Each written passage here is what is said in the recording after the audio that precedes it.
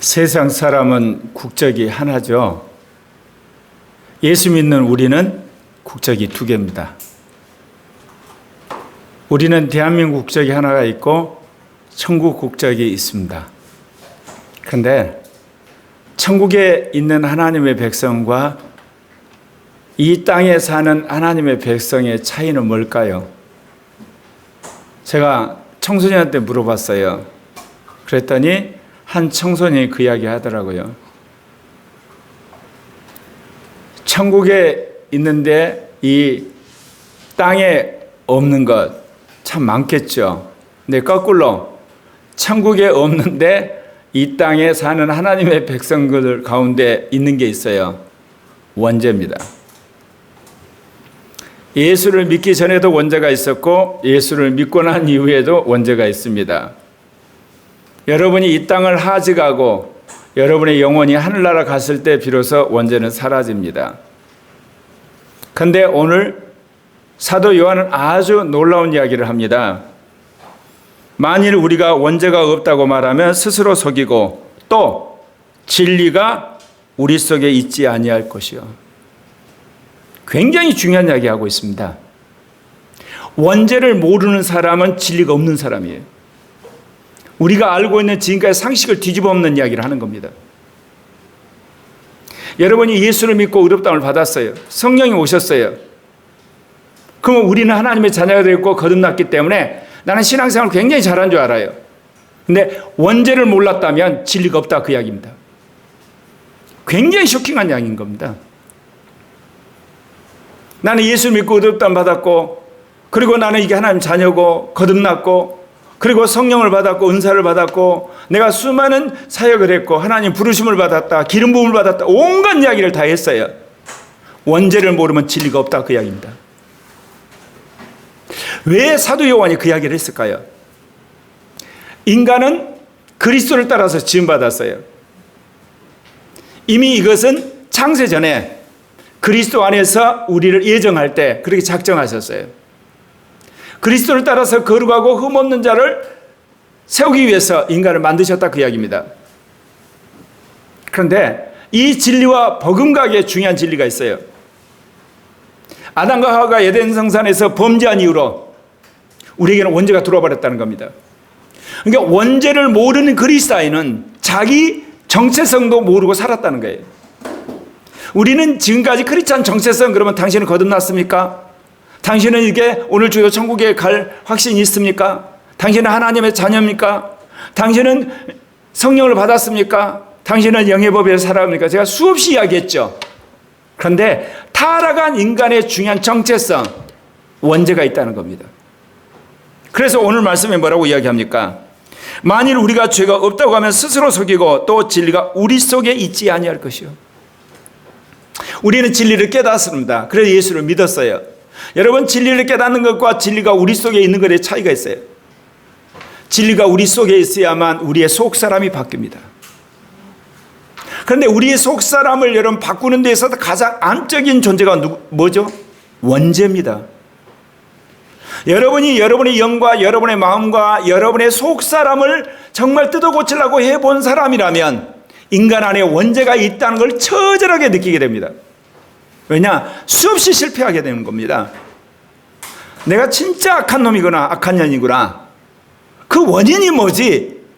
성경을 통해서 알게 되는 겁니다. 원죄입니다.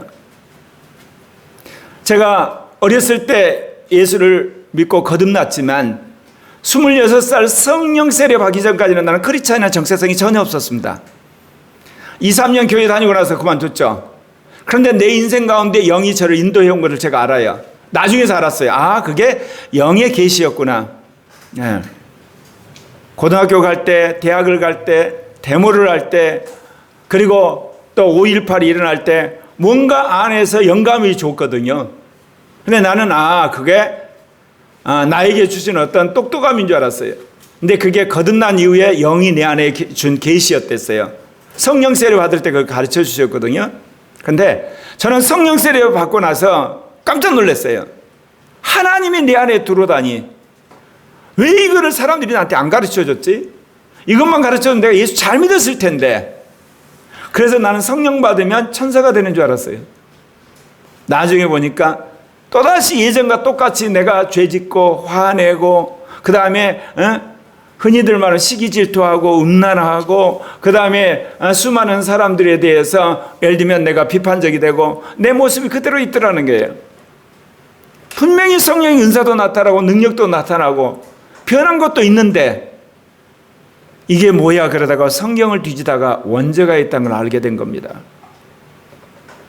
사랑하는 형제의 자매 여러분, 우리가 이 땅에서 거룩하고 흠없는 하나님의 백성이 되는 가장 중요한 하나의 자기 정체성 중에 하나가 자기가 원죄가 있다는 걸 알아야 된다, 그 이야기입니다. 흔히들 전쟁에서 그런 이야기 하죠. 적을 알고 나를 알면 백전불태라고. 여러분이 원죄를 가진 존재란 걸 확실하게 인식하면, 그리고 그것의 실체를 여러분이 깨닫고 그 실체 가운데서 여러분이 원죄에 죽은 사람이라면 이기는 자가 됩니다. 왜냐하면 나를 끊임없이 넘어지게 하는 그 존재를 알고 그것과 싸우고 있기 때문에. 그런 사람이 여러분 마음대로 죄 짓겠습니까? 그런 사람이 마음대로 육신으로 살겠습니까? 그런 사람이 마음대로 옛사람의 포로가 되고 살겠습니까? 절대로 살 수가 없습니다. 왜? 원죄가 있다는 이야기는 언제든지 내가 넘어진다는 겁니다. 언제든지 내가 하나님과 더불어서 살기보다는 하나님을 대적할 수 있는 존재로 바뀐다는 겁니다, 여러분. 그래서 그 이야기를 하는 겁니다. 원죄가 없다고 하면 스스로 속이는 것이고 진리가 우리 속에 있지 않다, 그 이야기입니다. 이 말씀 여러분 마음속에 새기기를 바랍니다. 그리고 여러분, 원죄가 있다고 인식하는 사람의 인간관계는 어떨까요? 겸손하게 되어 있습니다. 원죄가 내 안에 있거든요. 내가 조금만 교만하면 넘어지는 건데요. 내가 이게 자기 의를 주장하면 그 다음에는 결국 알팍 뒤집어서 죄를 짓게 되는 게 명확한데 어떻게 오만한 자리에 서겠습니까? 자기가 잘났다고 뻐길 수가 있겠습니까? 그리고 내가 다른 사람 위에 그야말로 내가 의롭다고 어떻게 자랑을 합니까? 원죄가 있는데요. 그 원죄는요, 자기 의를 드러내고 자기를 드러내기 시작하면 안에서 꿈틀꿈틀 역사를 해요. 그러니까 때가 되면 여러분을 완전히 엎어버리는 거예요. 사랑하는 형제 자매 여러분, 여러분 안에 있는 원죄를 인식하고 원죄에 죽어지는 그런 은혜가 임하기를 바랍니다. 원죄에 대해서 어떻게 죽나요? 예수 그리스도가 십자가에서 못 박혀 죽으실 때 육신 안에 있는 원죄를 저주를 받았어요. 그래서 여러분이 예수를 믿고 나는 예수와 더불어 죽었다는 게 믿어지게 될 때 원죄에 대해 죽어지는, 정확히 말하면 원죄와 관계가 끊겨지는 은혜가 있어요. 그러나 이거는 원죄가 사라지는 건 아니에요. 여러분이 다시금 세상을 좋아하고 여러분이 그야말로 자기 자아가 발동하게 되고 여러분을 드러내려고 하면 원죄가 찰싹 엉거붙어 가지고 여러분을 하여금 죄를 짓게 되는 겁니다. 그렇기 때문에 오늘 요한일서 1장 9절에서 이제 무슨 이야기가 나옵니까? 원죄가 우리를 움직여서 우리로 하여금 죄들을 짓는 이야기를 하는 겁니다. 그래서 오늘 이 구절을 다시 우리가 이야기하자면, 만일 우리가 우리 죄들을 자백하면 그는 미쁘시고 의로우사 우리 죄를 사하시며 우리를 모든 불의에서 깨끗하게 하실 것이요. 여러분, 성령 충만하는데 가장 쉬운 방법이 뭔지 아세요? 여러분, 성령 충만이 굉장히 어렵다고 생각하죠. 작전 기도를 해야 되고 금식 기도를 해야 되고 철야 기도를 해야 되고 성령 집회에 참석해야 되고 그리고 성령 충만한 조한테 안수를 받아야 되고 그래서 성령 충만한 텐데, 여러분, 성령 충만의 비결을 오늘 이 본문이 이야기하고 있습니다. 양심이 꺼리낀 것, 먼지 터럭 같은 여러분 죄라도 회개하셔야 돼요. 성경의 율법이 여러분을 찔리면 그 즉시 절대로 부인하지 마시고 받아들여 회개하시면 됩니다. 더더욱 성령이 여러분을 쪼는 거 있잖아요. 육신적일 것이라도 죄다 여러분 한번 회개해 보십시오. 성령 충만해집니다. 제가 40년 동안 이렇게 변화된 비결은 다른 거 없어요. 나는 다른 것에 비해서 다른 사람하고 그렇게 종교적 열심히 해서 하나도 내가 잘했던 거 하나도 없어요. 하나님 은혜로 아까 말한 이 양심과 율법과 성령이 명하는 바에 따라서 회개 열심히 하고 결단했더니 항상 내 안에서 영이 불타오르는 거예요. 사랑하는 형제 자매 여러분, 인간의 죄를 지적하는 것이 양심이고 율법이고 성령이라는 것을 내가 어떻게 알았겠습니까? 내가 지난 세월 내 안에 일어나는 온갖 정욕들, 온갖 악한 생각들, 육신들, 더러움들, 추악함들, 그것과 싸우는 과정 속에서 나중에 그걸 알려주시는 분이 양심이고 율법이고 성령이란 것을 제가 알고 성경에서 그걸 확인했기 때문에 그런 거 아니겠습니까? 여러분, 어느 누가 사람들에게 죄를 깨닫게 하는데 양심과 율법을 이야기하죠. 성령까지 이야기한 분 있어요? 더 하나 이야기할까요? 교회법, 사회법, 국가법. 크리스찬은 6가지 법이 삶 속에서 죄를 이야기해요. 한마디로 살았다 것이 없어요. 살았다 것이. 숨쉬고 살 것이 없어요. 6가지 법이 우리를 감싸고 계속해서 우리를 향해서 죄라고 지적하는데 어떻습니까? 결국은 인간은 원죄를 가진 존재구나. 이럴 수밖에 없다. 저절로 주님 앞에서 낮아질 수밖에 없는 겁니다. 그런데 그 죄를 즉각적으로 여러분 자백하는 여러분 되시기를 바랍니다. 그럴 때 성령이 기뻐하시고 성령이 안에서부터 여러분 충만하게 된다, 그 이야기입니다. 그렇게 되면 하나님은 미쁘시고 의로우셔서 여러분의 모든 죄를 사하세요.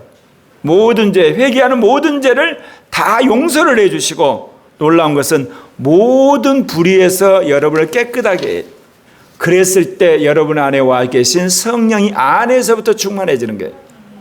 우리가 작정기도하고 열심히 여러분 차려하고 금식기도하고 여러분이 집회에서 하는 것은 위에서 부으신 성령의 충만이고, 이것은 안에서부터 올라오는 성령의 충만이에요. 이게 달라요, 여러분. 안에서부터 일어나는 성령의 충만은 여러분을 속사람을 강건케 하고 깨끗게 하고 거룩하게 만드는 거예요. 위에서 부으신 성령의 능력은 여러분에게 파워를 주고 권세를 주고 여러분을 증인되게 해서 예수 그리스도의 복음을 증거하게 하신 거죠. 그런 의미에서 우리는 안에서부터 성령의 충만을 받고 위로부터 성령의 기름 부음을 받는 하나님의 성도들이 되어야 될 줄 믿습니다. 그러면서 이제 사도 요한이 이어서 이런 이야기합니다. 만일 우리가 범죄하지 아니하였다 하면 하나님을 거짓말하는 이로 만드는 것이다. 우리는 그렇습니다.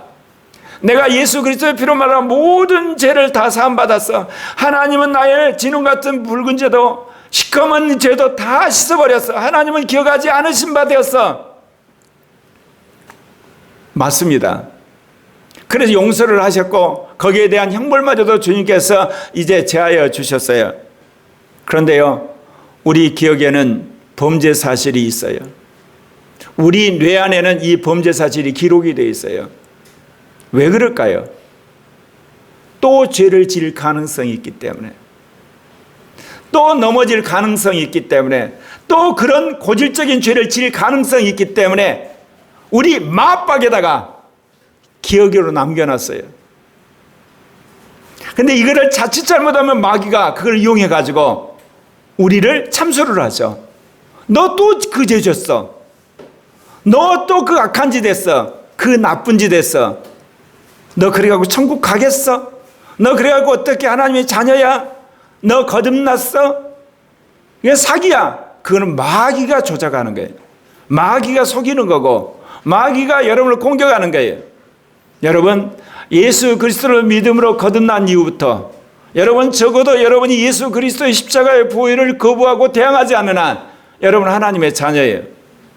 하늘나 생명책에 지어진 바 되지 않아요. 마귀가 무엇으로 여러분에게 참소를 하든 주위의 사람이 여러분이 어떻게 공격을 하든 여러분은 예수를 믿음으로 의롭다함을 받았다는 사실 흔들려서는 안 돼요. 여러분의 공로 때문에 여러분이 거룩하게 사니까 의롭게 되고 여러분이 악하게 사니까 의롭다함이 사라지는 게 아니라니까요. 이거 잘 아셔야 돼요. 우리는 어때요? 우리가 공로를 행해서 의롭다 하지 않는다. 그거 안다. 예수를 믿어서 의롭다함을 받았다. 그런데 거꾸로요. 죄 몇 번 졌다고 의롭다함이 사라진다고 생각해요. 아니에요, 여러분. 의롭다는 주님과의 관계는 여전히 있어요. 그러나 내가 불순종해서 죄를 짓는 거예요. 그렇다면 뭐를 해야 되겠습니까? 오늘 내가 회개를 해야 되겠죠. 사랑하는 형제 자매 여러분, 여러분의 삶 속에서 여러분이 지금 느껴지는 것, 양심이 고발하고 율법이 고발하고 성령이 고발한 거 있으면 여러분 예수의 피로 다 씻으시기를 바랍니다. 여기 나온 것처럼 죄산 받았어요. 불의에서 깨끗하게 되었어요. 그런데 1장 10절에서 왜 다시금 끄집어내가지고 우리가 범죄하지 아니하다면 하나님을 거짓말하는 자라고 이야기하겠습니까? 죄 씻음다고 다 깨끗했어도 우리가 과거에 잘못한 기록은 기억하고 있어야 된다는 거예요. 역사의 교훈, 내 삶의 교훈을 걷어서 나는 이렇게 연약한 자고 나는 이렇게 부족한 자란 사실을 기억하라는 거예요. 그래야만 어때요? 자고하지 않죠. 그래야만 잘난 체 하지 않고, 그래야만 내가 의롭다고 사람들 앞에 드러내는 거 아니겠습니까? 끊임없이 주님을 붙드는 사람 되는 것 아니겠습니까? 그 이야기 하는 겁니다. 더더욱 놀라운 사실은요, 또한 그의 말씀이 우리 속에 있지 않냐인데요. 난 예수의 피로 씻음받았고 그리고 모든 죄악에서 다 씻음받았기 때문에 내 머릿속에는 지난날 죄를 지었던 기억, 잘못한 거, 실수한 거 하나도 없어. 다 사라졌어. 오만의 극치를 가게 돼 있어요.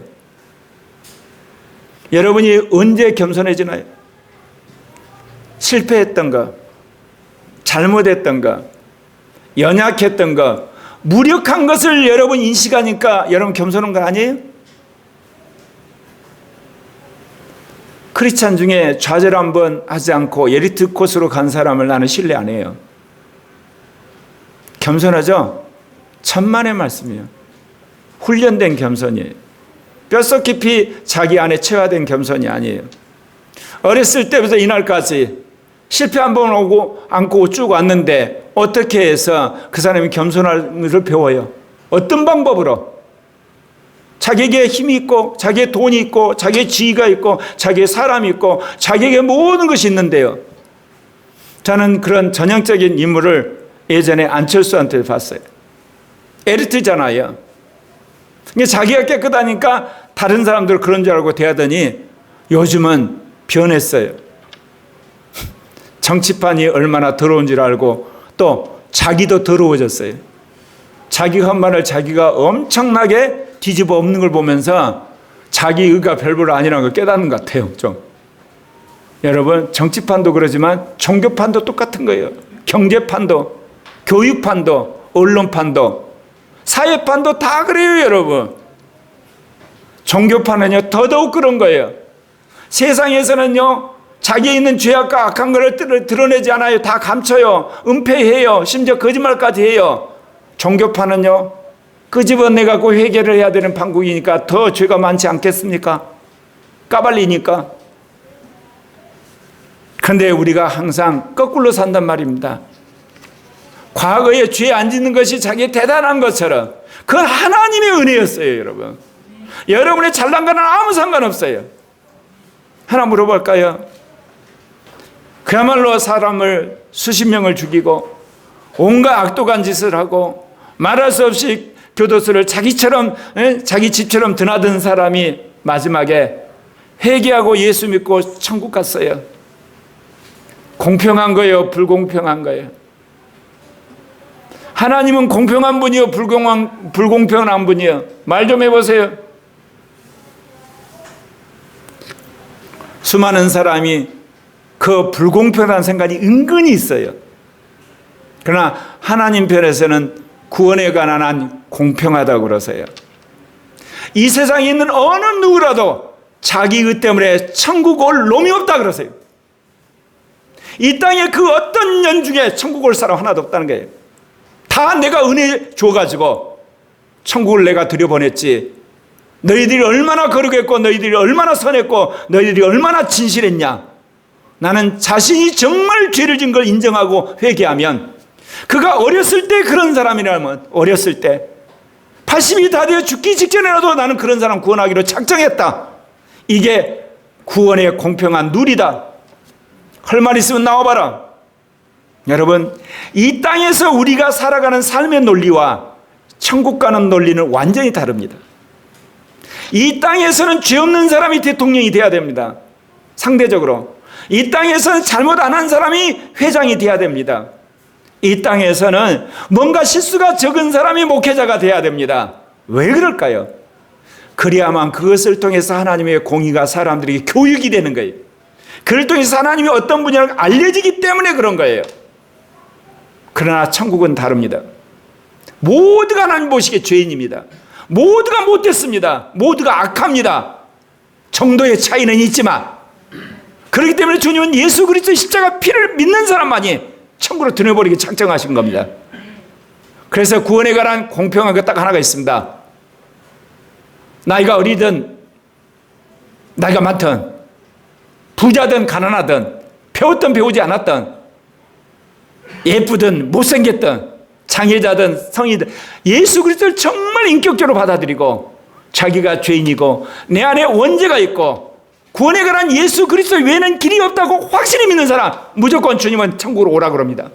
거기에 토다는 사람은 주님께서 그래 그러면 저리 가 밀어버리는 겁니다. 그런 의미에서 고려학교에 있는 모든 형제 자매들은 적어도 구원에 관한 하나님의 백성에 관한 정체성에 관한 두 가지 꼭 기억하셔야 됩니다. 원죄를 가진 존재라는 의미에서 철저히 낮아지셔야 되고요. 예수 그리스도의 십자가의 피로 말미암아 나는 의롭게 되었고 하나님의 자녀가 되었다고 하는 엄밀히 말하는 두 가지 정체성이 우리에게 명확해야 된다, 그 이야기입니다. 그렇기 때문에 오늘 사도 요한이 뭐라고 그래요? 그의 말씀이 우리 속에 있지 아니하다. 그런데 우리는 어떻게 가르쳤습니까? 지난날 잘못한 거, 실수한 거, 그리고 내가 죄진 거, 그것을 전부 다 잊어버리게 만들었습니다. 잊어버리면 여러분 어떻게 되나요? 슬금슬금 교만해집니다. 슬금슬금 오만해지고 슬금슬금 자기가 드러나게 되는 거예요.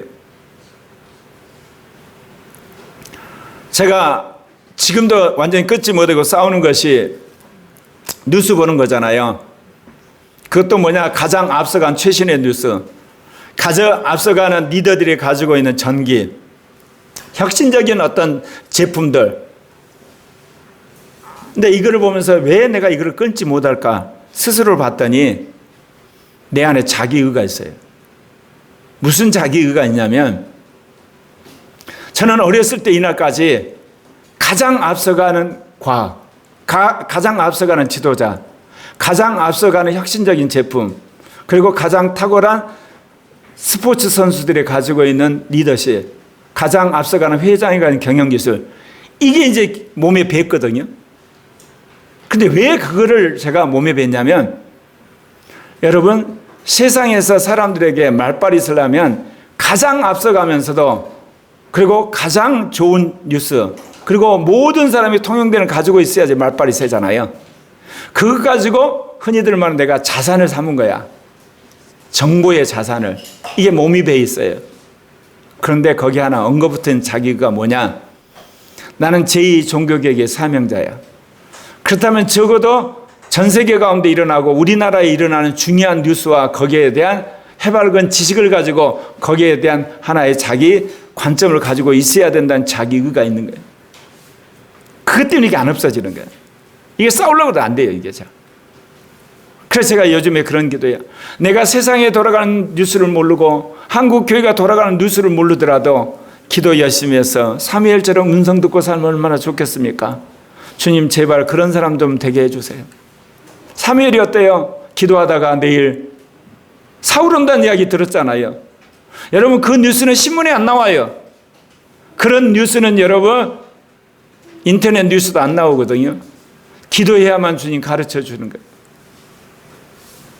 다니엘이 그 총리가 되어서 정말 노예살이하는 민족을 위해서 기도할 때, 여러분 금흉상 종말에 대한 예언, 그런 거는 뉴스에 안 나온다니까. 인터넷판에 안 나오고 신문지에 안 나와요.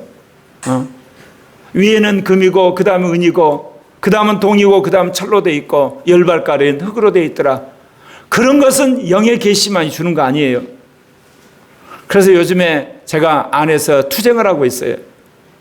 일반 계시에 뒤떨어지더라도, 세상 돌아가는 뉴스에서 제발 내가 꼴찌가 되는 한 있더라도 영의 음성을 듣고 영의 계시를 받는데 일치가 좀 되게 해주세요. 그런데 이게 얼마나 힘든지 몰라요. 아마 60년을 제가 일반 계시 영역에서 앞서가기 위해서 체질이 돼버려가지고 이걸 뜯어고치려면 이게 되겠어요. 근데 이거 해야지. 해야만 영의 계시 앞서가는 사람이 되니까.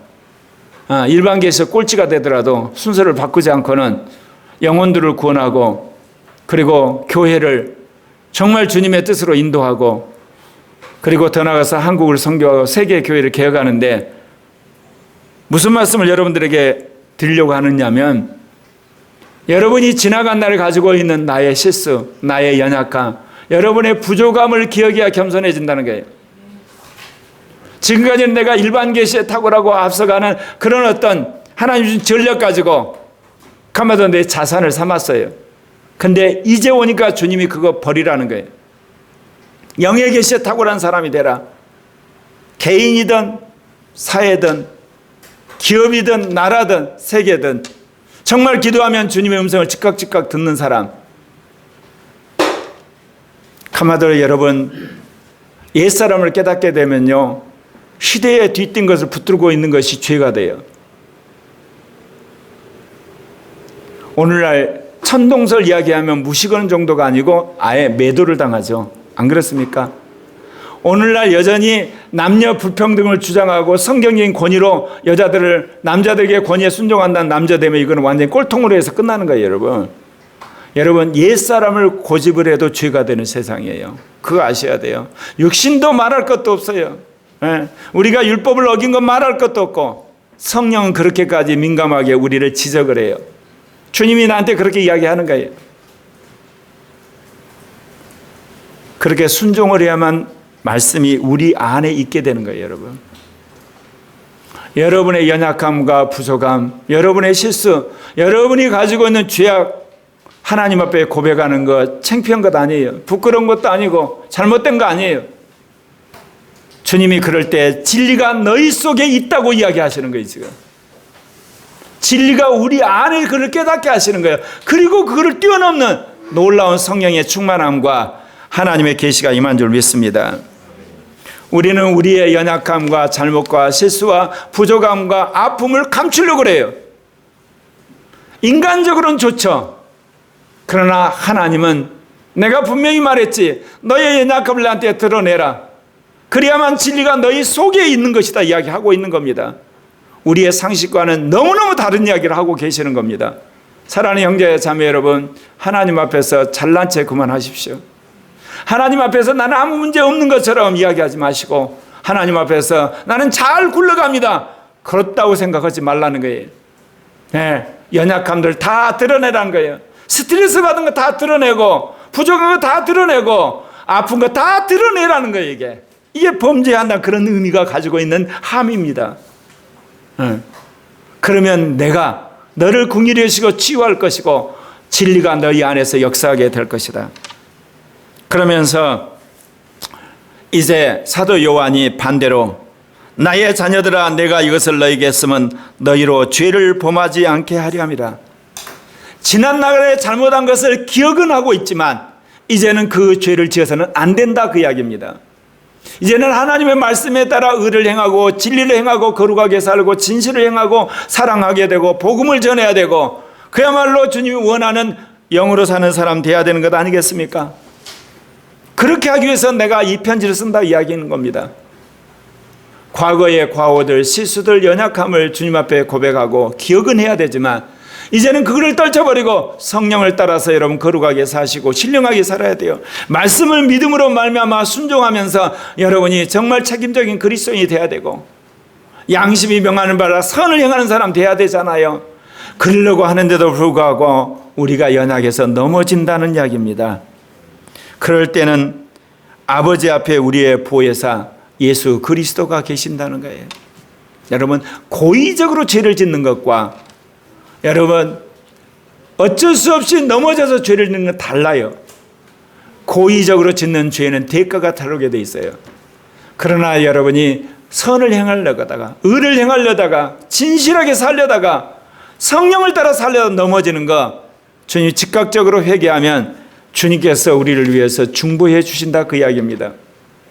사랑하는 형제 자매 여러분, 죄는 똑같아요. 고의적으로 짓든 실수로 짓든 의도적으로 짓든 아니면 모르고 짓든 사람들 눈에는 똑같지만 하나님은 그렇게 보시지 않아요.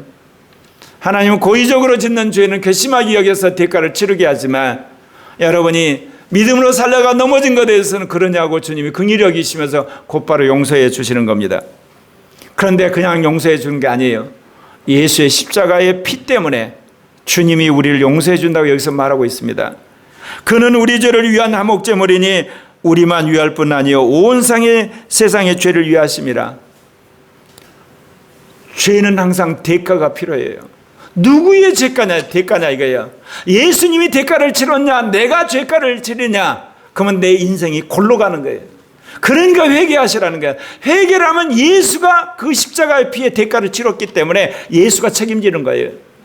근데 여러분이 회개하지 않고 그 죄를 은폐하고 그 죄를 여러분이 어떻게든 피하려고 여러분이 갖고 있게 되면 그 죄값을 여러분이 치러요. 예수를 믿어도 치러요, 여러분. 예. 경제적으로 치르든지 아니면 병으로 치르든지 인간관계로 치르든지 자식한테 치르든지 아니면 사회에서 여론한테 폭탄을 맞든지 치르는 거예요. 여러분 그렇게 살고 싶습니까? 왜 여러분 죄를 여러분 담고 삽니까? 육신적인 그런 정욕을 담고 삽니까? 옛사람이 잘못된 걸 알면서 왜 담고 살아요? 대가 치르게 돼 있다 그 이야기입니다. 근데 우리는 그러죠. 나는 예수 믿으니까, 나는 성령 받았으니까, 나는 목사니까, 장로니까 안 된다니까요. 여러분이 담고 있는 그 대가는 언젠가는 여러분 치르게 돼 있어요. 우리는 이런 생각을 해요. 죄를 지면 경찰이 와가지고 조사를 한 다음에 수갑체육 하죠. 대부분요 세상의 범죄는요 죄를 짓고 나서 얼마 안 돼서 뽀록 나서 잡혀가요. 그래서 이제 그거를 범인을 못 잡으면 미제 사건을 넘겨버려요. 근데 하나님은 놀라운 분이에요. 여러분 잘못한 걸 40년 후에 갚을 때가 있어요. 여러분 잘못을 10년 후에 갚으세요. 왜냐하면 하나님은 그 죄를 모아서 동시적으로 그런 일을 행하셔야 될 때가 있거든요. 근데 우리는 어떠냐? 내가 잘못했는데 딱 보니까 한 달, 1년 갔는데 전혀 주님 말씀 안 하시거든요. 그런 게 주님이 용서인 줄 알아요. 천만의 말씀이에요. 여러분 생각지도 않은데 왜 병이 나나요? 생각지도 않은데 갑자기 사업이 어려워지나요? 20년 전에 우상 숭배하고 엄청나게 악한 짓 했는데 그동안 죄 감춰놨거든요. 계속해서 양심이 안에서 이야기하는데 이제 그 많은 세월 주님이 아무 소리 안 하니까 주님이 덮어놓은 줄 알아요. 때가 돼서 주님 들춰가지고 여러분 코너로 몰고 가는 거예요. 그러니까 여러분 생각나는 그 모든 죄들, 여러분 걸리는 거 있으면 여러분 씻어버리셔서 예수 그리스도의 피로 사함받음으로 후환이 없는 여러분 되시기를 바랍니다. 그러면서 이제 사도 요한이 두 번째 이야기하는 거예요. 우리가 그의 계명을 지키면 이로써 우리가 그를 아는 줄로 알 것이요. 우리는 알고 나서 계명을 지킨다고 생각하죠. 근데 계명을 지켜야만 진짜 아는 거예요. 처음에 아는 것은 지식적으로 아는 거예요. 계명을 지키고 나서 아는 것은 아예 주님과 동행하는 거예요. 요즘에 박혁 전도사란 20대 청년이 뜨고 있죠. 그 청년의 메시지 들으면 굉장히 간단해요. 그 설교 누구나 다 할 수 있어요. 누구나 그 설교하는데 누구나 그런 역사는 안 일어나요. 김상환 목사님 설교요. 굉장히 여러분 서민적이에요. 쉬워요. 근데 그 설교 그대로 흉내내봤자 사람들이 은혜를 안 받아요. 윤성재 목사도 그래요. 설교 하는 이야기 또 하고 그러거든요.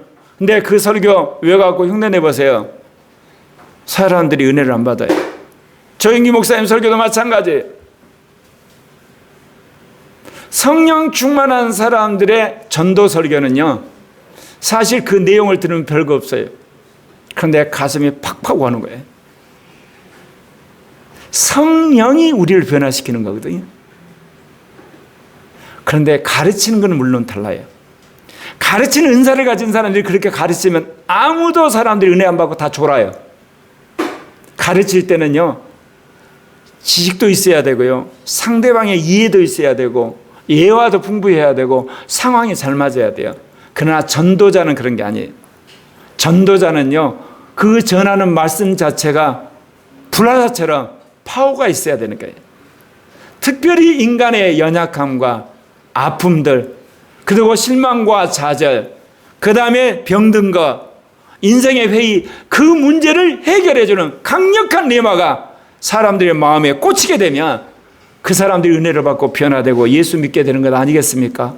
또는 회개하고 결단하게 되는 거예요. 그래서 하나님의 쓰시는 종들마다 달라요. 근데 대부분 우리의 눈에 들어오고 우리가 센시한 것은 주로 전도자들의 메시지죠. 왜 그러냐면 힘으로도 능으로도 전도가 안 되잖아요. 예. 오늘날 수많은 목회자들의 여러분 소원이 뭐예요? 원 없이 전도해서 원 없이 영혼들 구원하는 건데 잘 안 되잖아요. 그러니까 그런 사람들이 우리 눈에 띄게 되고 또 그런 사람들이 교회를 살리는 1등 공신이죠. 왜? 저변을 확대시키니까. 그러지 않습니까? 저도 그런 사람 되기를 원해요. 그러려면 어때요?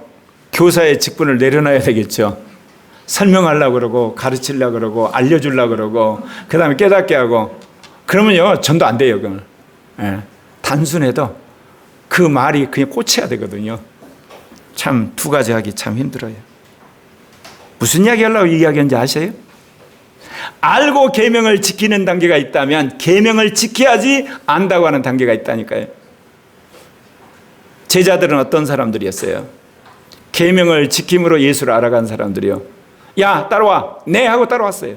이게 제자들의 특징이에요.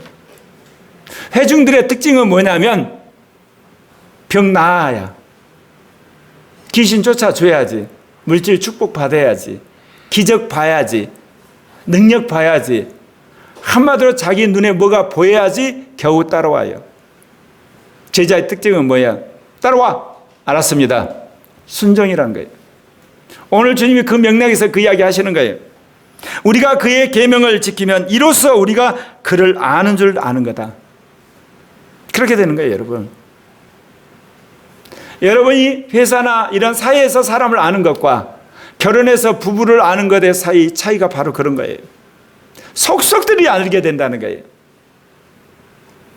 제가 임마누엘 신학을 정립한 지 40년이 됐는데 그 주옥 같은 주님의 그 놀라운 계시의 말씀을 어떻게 받았을 것 같아요? 기도해서 받았을 것 같아요? 천만의 말씀이요. 주님의 명령에 순종해서 받은 거예요. 주님이 하라고 하면 제가 그 순종을 했더니 주님이 나에게 지혜를 부어버린 거예요. 말씀을 부어버려가지고 만든 거예요. 근데 오늘날 신학교에 있는 교수들이 착각하고 있어요.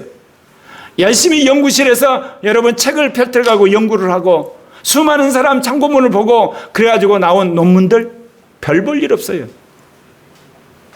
오늘 이 시대의 목회자들과 신학도들과 선교사들에게 주님 이야기하시는 거예요. 계명을 지켜야 나를 안다 그 이야기예요. 아까 제가 서두에 박혁 전도사 이야기 잠깐 했는데 박혁 전도사는 은사 받은 사람이 아니에요. 신은수 목사하고 대화를 하다가 이 친구가 이 말씀을 받아버렸구나. 그대로 실천하는구나. 요한복음 14장 20절에요. 그날에는 내가 아버지 안에 너희가 내 안에 내가 너희 안에 있는 것을 너희가 알리라. 나의 계명을 지키는 자라 나를 사랑하는 자니 나를 사랑하는 자는 내 아버지께 사랑을 받을 것이요 나도 그를 사랑하여 그에게 나를 나타내리라. 이 말씀 그대로 순종하는 거예요. 주님의 계명을 실천하니까 주님이 나타나시는 거예요. 우리는 지금까지 어떤 하나님의 역사를 이루는 건 다 능력받아 은사받아서 나타난 케이스, 그것도 맞아요. 근데 박혁 전도사 같은 사람, 저번에 제가 소개한 하영록 목사님이란 분들, 요즘에 하나님이 세우신 사람이 어떤 사람들이냐, 이 말씀 그대로인 거예요. 네. 나의 계명을 지키는 자라야 나를 사랑하는 자니 나를 사랑하는 자는 내 아버지께 사랑을 받을 것이요 나도 그를 사랑하여 그에게 나를 나타내라. 그렇게 하는 거예요, 여러분. 그런 사람들을 보게 되면 특징이 뭐예요? 그냥 계명 지키는 거예요. 근데 우리는 어떻게 해서 그렇게 되나요? 어떻게 기도를 해야 되나요? 그리고 뭐를 해야 되나? 무슨 훈련을 받아야 되나요? 그거 없다니까요. 그 계명 그냥 단순하게 지키는 거예요. 그러면 성령이 명령하면 또 그 계명을 지켜요. 그러면 그렇게 되는 거예요.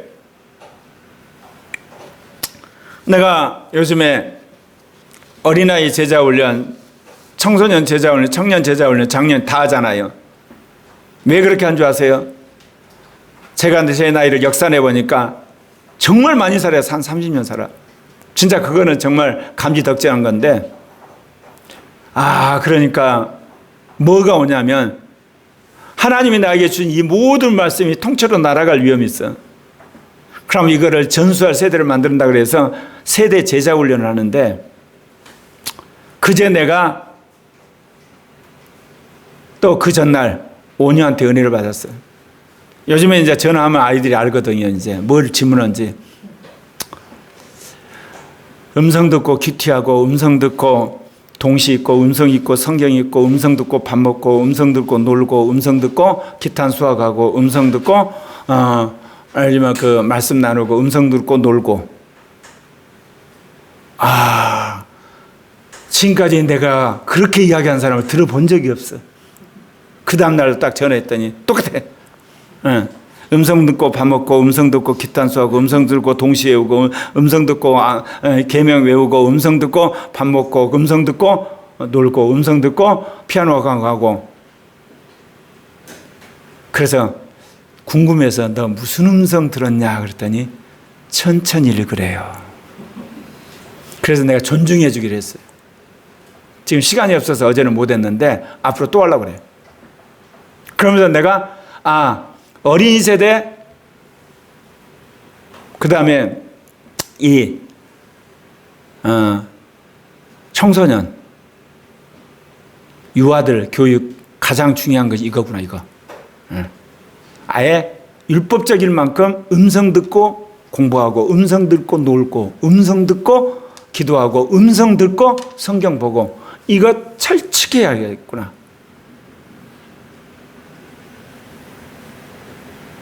사랑하는 형제 자매 여러분, 하나님을 안으로 하면서 계명을 지키지 않은 자는 거짓말하는 자고 또 나왔어요. 네. 여러분, 요한일서는 바울서신으로 달라요. 바울서신은 굉장히 조직적이에요. 분석적이에요. 단계적이에요. 논리적이에요. 그런데 요한일서는 단도직입적이에요. 실천적이에요. 뭐라고 이야기합니까? 주님을 안다고 해놓고 주님의 계명을 지키지 않는 사람은 거짓말을 정의래요. 또 나왔어요. 여러분, 예수님을 안다고 하는 사람이 누구예요? 신학자예요. 예수님을 안다고 하는 사람이 목사야. 예수님을 안다고 하는 사람이 장로야, 집사야. 그런데 예수님 계명을 지키지 않으면 거짓말장이라니까요. 그러면 가장 실천적인 사람이 누구여야 될까요? 신학교 교수. 가장 실천적인 사람이 목사. 가장 실천적인 장로, 집사. 여러분 어떠나요? 제가 한동안 집사였을 때 그런 생각이 들었어요. 교회를 보니까 집사가 가장 열심히 사는 것 같더라고요. 맞아요. 집사는 공휴일도 없어요. 휴가도 없어요. 24시간 1년 360일 휴가 내가지고 여름 성가학교 교사하고요. 또 쉬는 날은 뭐냐, 무슨 이게 청년들 모임에 참석했고, 그때 그랬어요. 제가 무슨 이야기를 지금 하려고 하는지 아십니까? 지도자는 계명을 지키는 자라요. 말자는 자가 아니에요. 여러분, 성경이 명확히 이야기하고 있어요. 계명을 지키는 자라야 어때요? 하나님을 아는 자예요. 계명을 지키는 자야 예수를 아는 자예요. 계명을 지키는 자야 성령을 아는 자가 되는 거예요. 그렇기 때문에 주님을 안다 그러면서 주님이 말하는 계명을 지키지 않는 사람은 거짓말이고, 또 하나 오늘 말씀이 뭐예요? 진리가 그 속에 있지 아니한다 그래요. 계속해서 진리가 안에 있지 않다고 이야기해요. 진리가 머리박에만 있으면 안 된다니까요. 진리가 여러분 마음속 깊은 곳에 들어와야 돼요. 그래야만 계명을 지키는 사람이 되는 거예요. 어떤 사람이 예수를 믿다가 여러분 멸망으로 가나요? 진리가 머리에 이성에 머물다가 홀라당 날아가 버리는 거예요. 그런데 그 진리가 이성을 거쳐 양심을 거쳐서 마음을 거쳐서 어디까지? 내 영 안에까지 법으로 딱 새겨져 버려. 어떻게 그 사람이 타락할 수가 있고, 어떻게 배신할 수가 있고, 그 사람이 어떻게 세상으로 갈 수가 있냐고요. 영이 망가져야 되고, 믿음이 망가져야 되고, 마음이 망가져야 되고, 양심이 마비되고, 이성까지 다 망가져야만 예수를 부인할 거 아닙니까? 사랑하는 형제 자매 여러분, 겨우 이성에, 육신적 이성에 들어있는 몇 가지 지식, 여러분 마음 한구석에 있는 지식 갖고 예수를 구주로 고백하고 하나님의 자녀가 되었다고 하는 그 수준이 아니라 온통 여러분의 영과 여러분의 마음과 여러분의 믿음과 여러분의 양심과 여러분의 이성, 여러분의 입술, 여러분의 삶의 행실에 이르기까지 진리가에 임박히는 여러분 되시길 바랍니다. 그래서 타락할 수가 없는, 주님을 대적할래 대적할 수 없는 그런 사람 되어야 되는 거 아니겠습니까? 여러분, 신령한 7 통로가 완벽하게 되는 가장 빠른 길이 뭘게요? 계명을 실천하면 돼요. 몸으로 실천을 하려면 어때요? 영의 사모함이 있어야 되고 믿음이 있어야 되고 마음의 동의가 있어야 되고 양심이 부추기는 거고 이성이 오케이 하니까 입으로 고백하고 행동하는 거 아니에요. 여러분이 빠른 시간 안에 주님이 기뻐하는 사람 되는 일이 있어요. 계명 지키시면 돼요. 실천하시면 돼요. 그럼 못하면요 회개하면 되죠. 그래서 오늘 요한일서 2장 5절에 누구든지 그의 말씀을 지키는 자는 하나님의 사랑이 참으로 그 속에 온전하게 되었나니 이로써 우리가 그 안에 있는 줄을 아노라. 계명을 지켜야만 주님 안에 있는 거예요, 여러분. 우리는 주님 안에 있다는 이야기를 하면서 계명을 안 지켜요. 거짓말이라니까요, 여러분. 거짓말. 주님의 통치권에 있는 사람은 주님의 능력을 받아서 계명을 지키게 돼 있다, 그 이야기입니다. 사랑하는 형제 자매 여러분, 우리의 신학의 갱신과 우리의 믿음의 갱신이 일어나야 돼요. 하나님의 말씀을 지키는 사람이 하나님의 사랑이 그 안에서 온전하게 이루어지는 거예요. 그러면서 요한 1서 2장 5절 같이 읽겠습니다. 시작.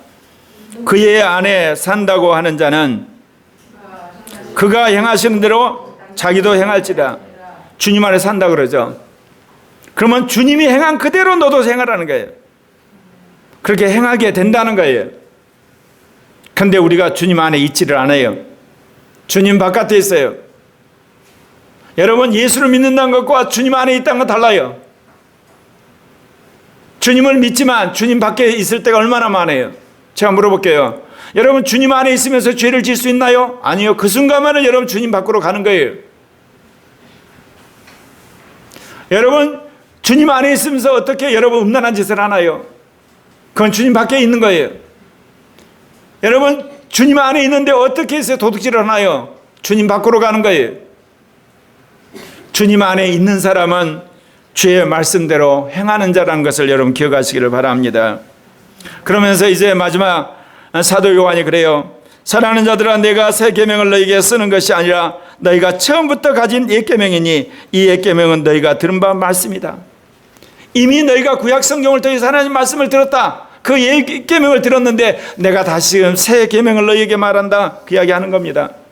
예수 그리스도를 통해서 주신 서로 사랑하는 말씀, 이웃을 사랑하는 말씀, 하나님을 사랑하는 말씀, 그것을 이루어라.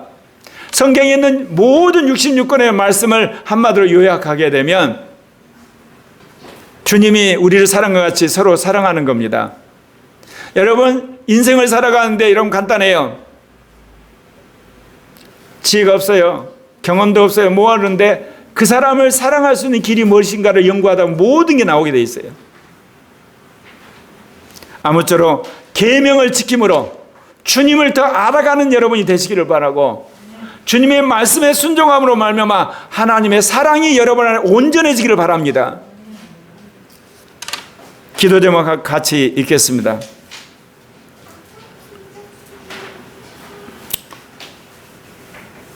시작.